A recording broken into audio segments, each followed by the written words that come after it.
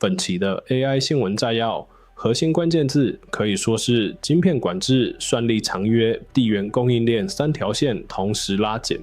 川普政府直接表态 ，NVIDIA 最先进的 Blackwell 晶片只供美国客户，不卖给中国与其他国家，等于把 AI 晶片的最高天花板变成地缘政治工具。这对台湾的先进制程、封装、伺服器出口与非美市场替代方案会是结构性的长期影响。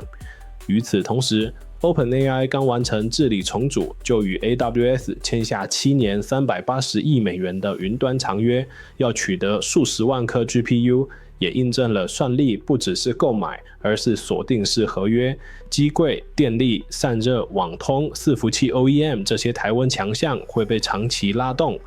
中国为了对冲拿不到 NVIDIA 高阶晶片的限制，开始祭出资料中心电价补贴，最高可打5折，但条件是要用本土晶片，等于用能源反制封锁，也会带动水冷、白牌伺服器与在地 AI 云端服务的成长。台湾方面 ，APEC 代表与美国财政部官员谈合作，主题锁定晶片与供应链，用外交方式强化台湾在 AI 产业链的枢纽角色。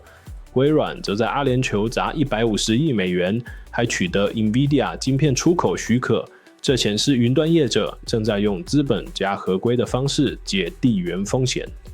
最后，自家公司 WeRide 计划在香港募资30.8亿港元，虽然和台湾联动不宣，但代表自动驾驶从烧钱期走向商业化，车载算力、感测与云端营运会再升温。整体来看， AI 的战场已经不是谁技术最好，而是谁连接到晶片、能源、法规与算力资源。